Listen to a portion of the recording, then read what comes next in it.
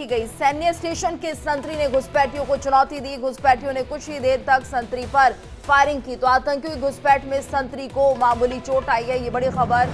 Army station के पास संदिग्ध गतिविधि देखी गई है तो ये बड़ी खबर इस वक्त सामने आ रही है। आतंकियों की तलाश के लिए तलाशी अभियान जारी है। जम्मू के नगरोटा आर्मी स्टेशन पर फायरिंग की खबर है। रात में आतंकियों की फायरिंग में एक जवान घायल हुआ है। आतंकियों की तलाश के लिए तलाशी अभियान जारी है। भारतीय सेना की व्हाइट नाइट कोर का एक्सपर्ट पोस्ट आर्मी स्टेशन के पास संदिग्ध गतिविधि देखी गई। सैन्य स्टेशन के संतरी ने घुसपैठियों को चुनौती दी और घुसपैठियों ने कुछ देर तक संतरी पर फायरिंग की।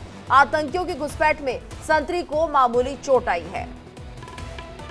भारतीय सेना की व्हाइट नाइट कोर की तरफ से इस बात की जानकारी दी गई। आर्मी स्टेशन के पास संदिग्ध गतिविधियां यहां पर नजर आई है, जिसके बाद हालांकि जवाबी कार्रवाई की जा रही है। लेकिन सैन्य स्टेशन के संतरी ने घुसपैठियों को यहां पे जिस तरीके से वहां पे जानकारी मिल रही है कि पीछे हटने के लिए मजबूर कर दिया। तमाम आतंकियों की घुसपैठ को रोका वहां पे जा रहा है। संतरी को मामूली चोट भी यहां पर आई है। जम्मू के नगरोटा आर्मी स्टेशन पर फायरिंग की ये खबर सामने आई है।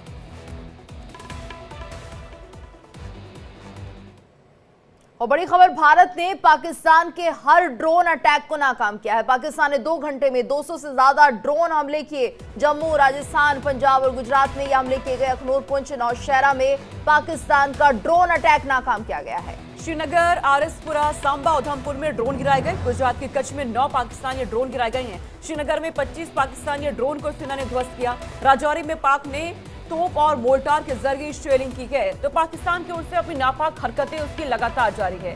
पाकिस्तान ने 2 घंटे में 200 से ज्यादा ड्रोन हमले किए हैं। जम्मू, राजस्थान, पंजाब और गुजरात में हमले किए गए हैं और ये सीज फायर के बातचीत के बाद इसका उल्लंघन करते हुए पाकिस्तान ने 200 से ज्यादा ड्रोन से हमले करने की कोशिश की है। हालांकि भारतीय सेना ने मुंहतोड़ जवाब इसका दिया गया। तमाम जो हमले किए गए उसे नाकाम कर दिया गया। अखनूर, पुंछ, नौशेरा में पाक का ड्रोन अटैक नाकाम हुआ। इधर श्रीनगर में भी यही तस्वीरें हैं। आरएसपुरा, सांबा, उधमपुर में जो ड्रोन अटैक किया गया, जो ड्रोन से हमले करने की कोशिश की गई, उन्हें भारतीय सेना ने मुंहतोड़ जवाब देते हुए नाकाम कर दिया है। लेकिन पाकिस्तान अपनी हरकतों से बाज आता नजर नहीं आ रहा है। महज 3 घंटे में युद्ध विराम का उल्लंघन पाकिस्तान की ओर से किया गया है। डबल स्टैंडर्ड पाकिस्तान का ये, और यही तस्वीरें पहले भी नजर आती थी। यही चेहरा पाकिस्तान का तो पहले भी हम देखते थे और एक बार फिर वही असलियत पाकिस्तान की। बिल्कुल। और यहाँ पर देखिए, पाकिस्तान ने 2 घंटे के अंदर 200 से ज्यादा ड्रोन हमले कर दिए और कुछ देर पहले सीज फायर होता है, उसके बाद तुरंत ये कार्रवाई 3 घंटे के अंदर कर दी जाती है। अखनूर, पुंछ, नौशहरा में पाकिस्तान का ड्रोन अटैक हालांकि नाकाम कर दिया गया।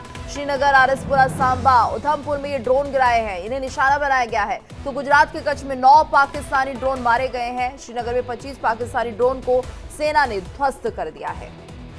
और इस पर किरण हमारे साथ बनी हुई है, अधिक जानकारी उनसे लेते हैं। किरण, जानकारी मिल रही है 2 घंटे में ही, पहले तो 3 घंटे बाद ही सीज फायर का उल्लंघन और फिर 2 घंटे में 200 से ज्यादा ड्रोन पाकिस्तान ने गिराने की कोशिश की, हमले करने की कोशिश की। हालांकि भारतीय सेना इसका मुंह तोड़ जवाब दे रही है।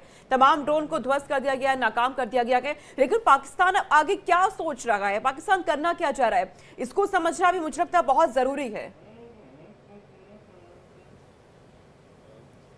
बिल्कुल, इसको समझना जरूरी है। इससे पहले जो सेना का सवाल सोनिका आपने यहाँ पर पूछा है कि जो हमारी सेना है वो मुंहतोड़ जवाब दे रही है। देखिए, कल सीज फायर के उल्लंघन के बाद जैसे ही ऐलान हुआ, उसके 2 से 3 घंटे, 3 घंटे से 4 घंटे के बाद जो है सीज फायर का पाकिस्तान की तरफ से जो उल्लंघन किया गया, उसके बाद जो है भारत सरकार ने सेना से ये कह दिया है कि सख्ती से निपटो, यानी कि और भी कड़क तरीके से आपको जो है वो पाकिस्तान की सेना से, पाकिस्तान से आपको निपटना होगा। अब जो आपका ये दूसरा सवाल रहा कि पाकिस्तान आखिरकार सोच क्या है, देखिए पाकिस्तान के खुद के घर के अंदर में जो है उथल पुथल मची हुई है। जो जानकारी सामने निकल करके आ रही है कि पाकिस्तान के प्रधानमंत्री शहबाज शरीफ की तरफ से या इशाक डार जो कि उप प्रधानमंत्री है, विदेश मंत्री भी है, उनकी तरफ से सीज फायर को लेकर के देखिए फोन भी जाता है। कल इस बात को लेकर के हमने अपने दर्शकों को यह बताया था कि इशाक डार ने यह कहा था कि अगर भारत युद्ध नहीं करता है, अगर भारत की तरफ से जो है जवाबी कार्रवाई नहीं की जाती है, हमला नहीं किया जाता है, तो हम भी शांतिपूर्ण तरीके से जो है स्थिति को संभालने की कोशिश करेंगे,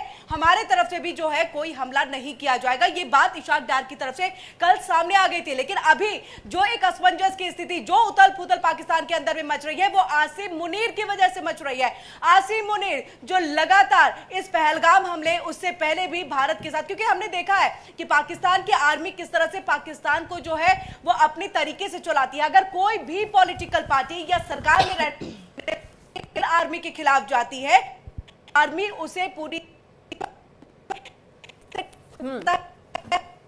है उनको तो मौत के घाट तक उतार दिया गया है। ऐसा तो इतिहास रहा है पाकिस्तान का।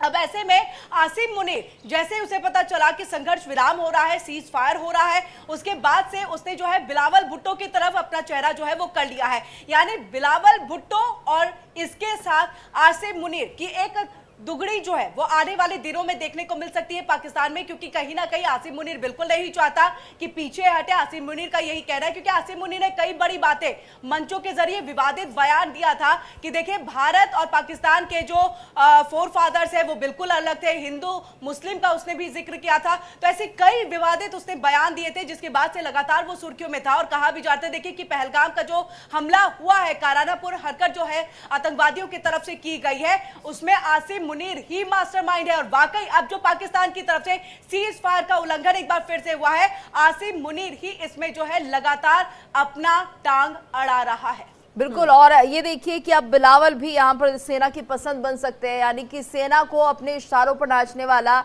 एक पपेट चाहिए, और इसमें बिलावल का नाम सामने आ रहा है। क्योंकि जिस तरह से हमने देखा कि यहाँ पर शहबाज शरीफ की तो यहाँ पर एक तरह से जग हसाई हो गई है, यूएस मध्यस्थता कर रहा है, और उसके बाद यहाँ पर किरण एक तरह से दरकिनार कर दिया गया यूएस की बात को और सीजफायर का उल्लंघन किया गया। तो जाहिर सी बात है जो यहाँ का जनरल है मुनीर, वो नहीं चाहता कि किसी भी तरह से जो शहबाज शरीफ है उनका भी एक अंतर्राष्ट्रीय मंच पर कोई नाम हो। और ये मानिए कि सरकार अगर प्रधानमंत्री यहाँ पर जिस तरह से हम देखते हैं कि फैसले लेते हैं और उनको तोड़ दिया जाता है, उनकी कोई कद्र नहीं की जाती, वो भी इतना बड़ा फैसला, सीज फायर का फैसला, उसका उल्लंघन कर देता है यहाँ का मुनीर। तो ये माना जाए कि अब बिलावल पहली पसंद बन चुका है कि वो सेना के कहीं पर चलेगा, यानी उन्हें एक और पपेट मिल गया है। ये मानिए कि अब पाकिस्तान में शहबाज शरीफ की जो सरकार है वो खतरे में पड़ गई है।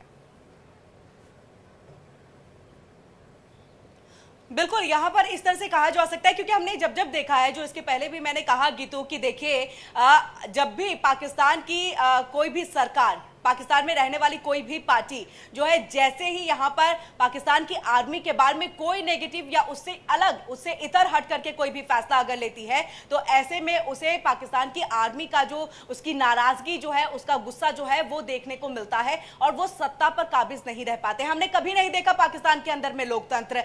ये जो है, ये सबको पता है कि पाकिस्तान जब से भारत से अलग हुआ है, एक नया मुल्क बना, उसके बाद से कभी भी वहां पर लोकतंत्र जो है वो देखने को नहीं मिला। कोई भी पार्टी ऐसी नहीं है जिसने अपना 5 साल का जो कार्यकाल है वो पूरा किया होगा। और इसकी सबसे बड़ी वजह यही है कि आर्मी वहां पर जो है सब कुछ हैंडल करती है।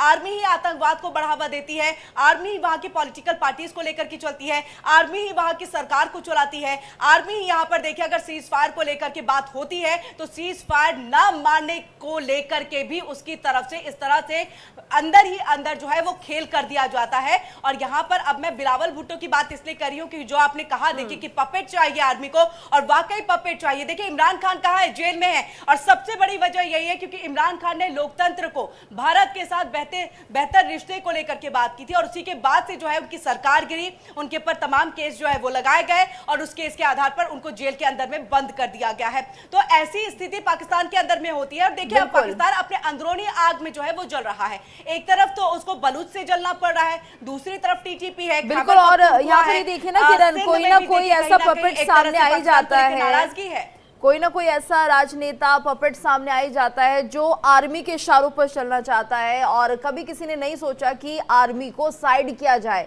एकजुटता यहाँ पर राजनेताओं ने नहीं दिखाई है। शायद यही वजह है कि आज पाकिस्तान इन हालातों से जूझ रहा है।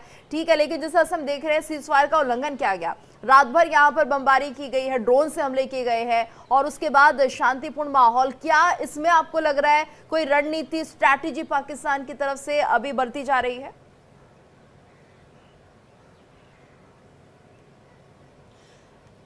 एक बार अपना सवाल दोहराइएगा।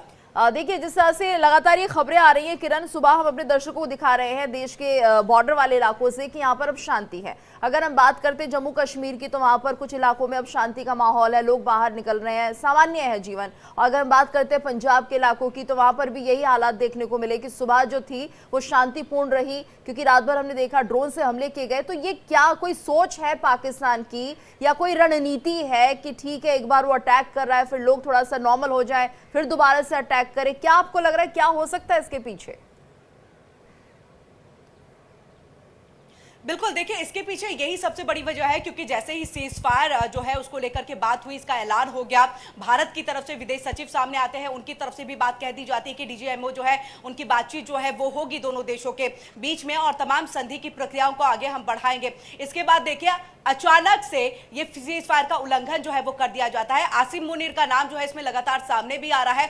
अब ऐसे में जो खबर ये भी निकल करके सामने आ रही है गीतू कि अमेरिका के विदेश मंत्री ने आसिम मुनीर से बात की है, ये भी खबर निकल करके सामने आई है और ये उनको कहा गया है कि सीज फायर को मानिए। किरण आपके पास हम लौट रहे हैं, बहुत बड़ी खबर सामने आ रही है, आपके पास हम लौट रहे हैं। इस वक्त की बड़ी खबर आपको बता दें, सीज फायर के बाद शांति से रात गुजरी है। एलओसी से बॉर्डर तक फायरिंग की खबर नहीं आई है। सीमा से सटे शहरों में हालात सामान्य बताए जा रहे हैं। कल भारत पाक डीजीएमओ बातचीत करने वाले हैं और हो सकता है सीज फायर को लेकर ये बातचीत हो, लेकिन सीज फायर के बाद रात फिलहाल शांति से गुजरती नजर आई है। बिल्कुल, और ये बड़ी खबर है कि सीज फायर के बाद शांति से रात गुजरी है, जो उम्मीद नहीं की जा रही थी पाकिस्तान से। तो एलओसी से बॉर्डर तक फायरिंग की खबर नहीं।